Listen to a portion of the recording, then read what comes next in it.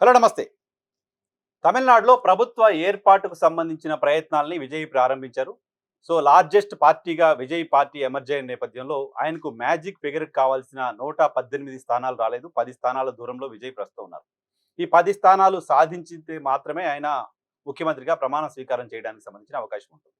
So, ఆ 10 స్థానాలు ఎలా వస్తాయి? ఒకటి అన్నాడీఎంకే కూటమి, 2 డీఎంకే కూటమి. ఈ 2 కూటములతో కలిసి అనేక చిన్న పార్టీలు అక్కడ ఎలక్షన్‌లో పోటీ చేశాయి.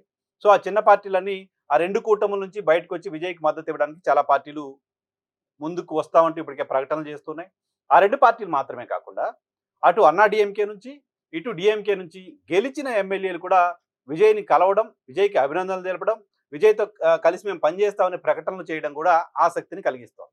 జనరల్‌గా మెజారిటీ మార్కుకి తక్కువ సీట్లు ఏదైనా ఒక పార్టీకి వచ్చినప్పుడు ఆ పార్టీ తిప్పలు పడుతుంది. ఇంకా నలుగురు మనుషుల్ని కావాల్సిన నంబర్‌ని ఎలా తెచ్చుకోవాలి, ఎలా ప్రయత్నం చేయాలి దానికోసమని రకరకాల ప్రలోభాలకు గురి చేయడం చూస్తుంటాం.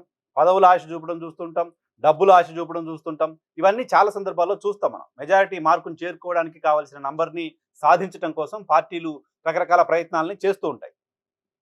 కానీ అనూహ్యంగా కొత్తగా తమిళనాడులో మాత్రం విజయ్‌కి నంబర్ తక్కువ వచ్చింది అని తెలిసిన తర్వాత చాలా పార్టీలు తమకు తాముగా మేము మద్దతు ఇస్తామంటూ ప్రకటనలు చేయడం చూస్తున్నాం. డీఎండీకే అనే పార్టీ ఉంది. విజయకాంత్ పార్టీ, ఆయన చనిపోయారు. ఆయన భార్య ప్రకటించారు. సో, విజయ్‌తో తమకు ఎలాంటి విభేదాలు లేవు. విజయ్‌తో కలిసి పనిచేశాం. ఆ పార్టీకి ఒక స్థానం ఉంది అక్కడ. సో, అలాగే కాంగ్రెస్ పార్టీ అధినేత రాహుల్ గాంధీ విజయ్‌కి ఫోన్ చేసి ఓ 15 నిమిషాల పాటు ఆయనతో మాట్లాడారు. కాంగ్రెస్ పార్టీ గడిచిన ఎన్నికల్లో డీఎంకేతో కలిసి అక్కడ పోటీ చేసింది. సిపిఐ, సిపిఎం కూడా డీఎంకేతో కలిసి పోటీ చేశాయి. సో, సిపిఐ, సిపిఎం కూడా మేము మద్దతు ఇవ్వడానికి రెడీ అంటూ ఇప్పటికే ప్రకటనలు చేసేస్తున్నాయి. కాంగ్రెస్ పార్టీకి సంబంధించిన రాష్ట్ర శాఖ మొదటి నుంచి విజయ్‌తో కలిసి పనిచేయాలనుకుంటుంది. సో, ఇప్పుడు విజయ్‌కి మద్దతు అవసరం ఉంటుంది కాబట్టి కాంగ్రెస్ పార్టీ మద్దతు ఇచ్చేందుకు ఆల్మోస్ట్ ముందుకొచ్చినట్టుగానే చూడాలి. డీఎంకే నుంచి బయటకొచ్చి విజయ్‌కి మద్దతు ఇవ్వడానికి కాంగ్రెస్ రెడీ అయిపోతుంది. 5 స్థానాలు కాంగ్రెస్ పార్టీకున్నాయి. 2 స్థానాలు సిపిఐకున్నాయి. 2 స్థానాలు సిపిఎంకున్నాయి. సో, 9 స్థానాలు అవుతాయి. డీఎండీకే కూడా మద్దతు ఇస్తామని ప్రకటించిన నేపథ్యంలో 10 స్థానాలు విజయ్‌కి కంఫర్టబుల్‌గా కనపడుతున్నాయి. సో, ఈ పార్టీలన్నీ మద్దతు ఇస్తామని ప్రకటించాయి ఓకే. విజయ్ ఎవరి మద్దతు తీసుకుంటాడు? విజయ్ విల్లింగ్‌గా ఉన్నాడా వీళ్ళ మద్దతు తీసుకోవడానికి? దీంతో పాటు ముస్లిం లీగ్ పార్టీ ఉంది. పీఎంకే గడిచిన ఎన్నికల్లో అన్నా డీఎంకేతో కలిసి పనిచేసింది.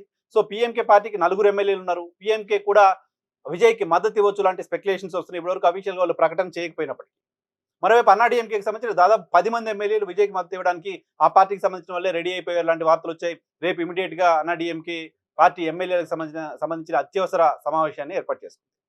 సో, విజయ్ ముందు మ్యాజిక్ ఫిగర్ చేరుకోవడానికి సంబంధించి మార్గం ఏంటి అని అన్వేషణ చేయాల్సిన అవసరం లేదు. విజయ్‌కే ఆప్షన్స్ కనపడుతున్నాయి. ఆయన మాత్రమే ఆప్షన్స్ ఎతుక్కునే పరిస్థితి అక్కడ కనపడుతోంది. సో, విజయ్ సైద్ధాంతికంగా కాంగ్రెస్ పార్టీతో పెద్దగా విభేదించే అవకాశం లేదు. సెక్యులర్ పార్టీగా తాను ఎమర్జ్ అవుతానని చెప్పారు కాబట్టి సైద్ధాంతికంగా భారతీయ జనతా పార్టీతో విభేదాలున్నాయి. భారతీయ జనతా పార్టీ సిద్ధాంతాన్ని నేను వ్యతిరేకిస్తానని చెప్పిన నేపథ్యంలో భారతీయ జనతా పార్టీతో కలిసి పనిచేసిన అన్నా డీఎంకేతో కలవడానికి, అన్నా డీఎంకేతో కలిసి ప్రభుత్వాన్ని ఏర్పాటు చేయడానికి ఆసక్తి చూపించకపోవచ్చు. ఒకటి విజయ్ ముందు ఉన్న ఆప్షన్ అన్నా డీఎంకేతో కలిసి ప్రభుత్వాన్ని ఏర్పాటు చేయాలి. లేదు డీఎంకేతో కలిసి ప్రభుత్వాన్ని ఏర్పాటు చేయాలి. ఆ 2 కూడా సాధ్యమయ్యే పరిస్థితి ఉండదు. అన్నా డీఎంకేతో కలిసి ఏర్పాటు చేయడానికి సంబంధించిన అవకాశం ఉంటే ఉండొచ్చేమో కానీ అన్నా డీఎంకేతో కలిసి ప్రభుత్వాన్ని ఏర్పాటు చేసి అన్నా డీఎంకే అక్కడ అంతరించిపోతున్న పార్టీగా ఉన్న నేపథ్యంలో ఆ పార్టీకి ప్రాణం పోసే ప్రయత్నం విజయ్ చేయకపోవచ్చు లాంటి విశ్లేషణలు ఉన్నాయి. అదే సమయంలో డీఎంకేతో కలిసి ప్రభుత్వాన్ని ఏర్పాటు చేయడం నైతికంగా సరైనదిగా ఉండదు. డీఎంకేతో కలిసి ప్రభుత్వాన్ని ఏర్పాటు చేస్తే ఏ ప్రభుత్వం పైన అయితే పోరాటం చేసి ఏ ప్రభుత్వానికి వ్యతిరేకంగా అయితే ప్రజలు తీర్పిచ్చారో అదే పార్టీతో మళ్ళీ కలిసి ప్రభుత్వాన్ని ఏర్పాటు చేయడం అనేది నైతికంగా విజయ్‌కి సరైనదిగా ఉండకపోవచ్చు. సో, అప్పుడు ఈ 2 పార్టీలతో కలిసి పనిచేయడం సాధ్యం కాదు కాబట్టి కాంగ్రెస్ పార్టీ డీఎంకే కూటమి నుంచి బయటకు వచ్చి మద్దతు ఇస్తా ఉంటుంది కాబట్టి కాంగ్రెస్ పార్టీతో పనిచేయడానికి సంబంధించిన అవకాశం, లెఫ్ట్ పార్టీలతో కలిసి పనిచేయడానికి సంబంధించిన అవకాశం ఉంది. అదే సమయంలో అన్నా డీఎంకే, బీజేపీ కలిసి ఉన్నాయి కాబట్టి విజయ్‌కి ఏమైనా అభ్యంతరం ఉంది అనుకుంటే అన్నా డీఎంకే మేము బీజేపీని వదిలేసి మీతో వస్తాం. మీతో కలిసి మేము పనిచేస్తాం. అన్నా డీఎంకే ఎన్డీఏ కూటమి నుంచి మేము బయటకు వస్తాం అని ఏమైనా ప్రపోజల్ పెట్టడానికి సంబంధించిన అవకాశం ఉందో, అలా ప్రపోజల్ ఏమైనా పెడితే విజయ్ ఎలాంటి నిర్ణయం తీసుకుంటాడు అనేది చూడాల్సి ఉంది. సో, అసలు 2 ప్రధానమైన పార్టీలకు ఆల్టర్నేట్‌గా విజయ్ ఎమర్జ్ అయి ఉన్న నేపథ్యంలో ఆ 2 పార్టీలను పక్కన పెట్టి చిన్న పార్టీలతో కలిసి ప్రభుత్వాన్ని ఏర్పాటు చేయడం పైనే విజయ్ ఆసక్తి చూపించొచ్చు లాంటి స్పెక్యులేషన్స్ తమిళనాట విస్తృతంగా జరుగుతున్నాయి. సో, ప్రభుత్వాన్ని ఏర్పాటు చేయడానికి 2 వారాల సమయం కావాలి అంటూ గవర్నర్‌కు విజయ్ లేఖ రాసిన నేపథ్యంలో 2 వారాలు చాలా పెద్ద సమయం. ఈ 2 వారాల్లో విజయ్ ఇప్పటికిప్పుడు ప్రభుత్వాన్ని ఏదో రకంగా ఏర్పాటు చేయడానికి సంబంధించి తీసుకునే నిర్ణయంగా కాకుండా, ఇప్పుడు తీసుకునే నిర్ణయం ఇప్పుడు ఎవరితో పొత్తుకెళ్తున్నారనే దానికి సంబంధించి, ఎవరితో కలిసి ప్రభుత్వాన్ని ఏర్పాటు చేయబోతున్నారనే అంశానికి సంబంధించి, అది భవిష్యత్తులో కూడా ఆ పార్టీ ఏ రకంగా ముందుకెళ్ళబోతుంది, ఆ పార్టీ ఏ దిశలో వెళ్ళబోతుంది అనే దానికి సంబంధించిన సంకేతంగా ఉంటుంది కాబట్టి, తన భవిష్యత్తు ఎలా ఉండబోతోంది, భవిష్యత్తులో వేరే పార్టీలతో కలిసి పనిచేయాల్సొస్తే ఏ కైండ్ ఆఫ్ పార్టీలతో తను కలిసి పనిచేయబోతున్నాను అనేది ఇప్పుడు ప్రభుత్వాన్ని ఏర్పాటు చేయడానికి సంబంధించి ఎవరు మద్దతు తీసుకుంటారు అనే దానిపైన ఆధారపడి ఉంటుంది. సో పార్టీలను చేల్చొచ్చు. 1/3 ఎవరైనా పార్టీకి సంబంధించిన వాళ్ళు 1/3 బయటకు వచ్చేస్తే, సో వాళ్ళ ఫిరాయింపుల చట్టం వర్తించదు కాబట్టి వాళ్ళు బయటకు వచ్చి మద్దతు ఇవ్వచ్చు. అటు డిఎంకే నుంచి కానీ, ఇటు అన్నా డిఎంకే నుంచి కానీ 3/4 శాసనసభ్యులు బయటకు వచ్చి మద్దతు ఇచ్చారంటే వాళ్ళు ఫిరాయింపుల చట్టం వాళ్ళకి వర్తించదు కాబట్టి వాళ్ళపైన ఎటువంటి చర్యలు తీసుకోవడానికి సంబంధించిన అవకాశం ఉండదు. విజయ్ అట్లా ప్రభుత్వాన్ని ఏర్పాటు చేయొచ్చు. కానీ కొత్త రాజకీయం చేస్తానని చెప్పి వచ్చిన వ్యక్తి, కొత్త రాజకీయాలు నైతిక రాజకీయాలు చేస్తానని చెప్పి వచ్చిన వ్యక్తి అలా పార్టీలను చీల్చి ప్రభుత్వాన్ని ఏర్పాటు చేసే పరిస్థితి ఉండకపోవచ్చు అనే స్పెక్యులేషన్ ప్రస్తుతానికి ఉంది. ఓవరాల్ గా బై అండ్ లార్జ్ చూస్తే కనపడుతోంది.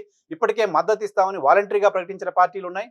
అలా కాకుండా కాంగ్రెస్ పార్టీ జాతీయ స్థాయిలో బీజేపీకి ఆల్టర్నేటివ్ గా ఉన్న పార్టీ ఇండి కూటమి, కాంగ్రెస్ పార్టీ నేత రాహుల్ గాంధీ ప్రస్తుతం ప్రతిపక్ష నాయకుడిగా ఉన్నారు. 100 మంది పార్లమెంట్ సభ్యులు ఉన్నారు వాళ్ళకి. సో కాంగ్రెస్ పార్టీతో కలిసి ట్రావెల్ చేయాలనుకుంటారా? కాంగ్రెస్ పార్టీ ఈ స్టాలిన్ ని పూర్తిగా వదిలేసి విజయ్తో కలిసి ట్రావెల్ చేసే పరిస్థితి ఉంటుంది. అవన్నీ కూడా ఆసక్తిని కలిగించబోతున్నాయి. సో తమిళనాడులో ప్రభుత్వ ఏర్పాటుకు సంబంధించి ఆందోళన లేదు, ఆదుర్దా లేదు. సో ఆయన ఆప్షన్స్ తీసుకోవడం మాత్రమే ఉంది. మనం తమిళనాడు రాజకీయ పరిణామాలన్నీ చూసినప్పుడు, తమిళనాడు రాజకీయాలను గమనిస్తున్నప్పుడు, విజయ్ ఇప్పటివరకు రెండేళ్లుగా విజయ్ వేస్తున్న అడుగులన్నీ చూసినప్పుడు, విజయ్ భవిష్యత్తును దృష్టిలో పెట్టుకుని తీసుకునే నిర్ణయాన్ని మనం అంచనా వేస్తే ఖచ్చితంగా చిన్న పార్టీలతో కలిసి ప్రభుత్వాన్ని ఏర్పాటు చేసే వైపు విజయ్ అడుగులు వేయొచ్చు అనిపిస్తుంది. ఈవెన్ కాంగ్రెస్ పార్టీ, లెఫ్ట్ పార్టీలకు సంబంధించిన మద్దతు తీసుకోవడం కూడా విజయ్ తప్పుగా భావించే అవకాశం కనిపించట్లేదు. చూడాలి 2-3 రోజుల్లో దీనికి సంబంధించి క్లారిటీ వచ్చే అవకాశం ఉంది.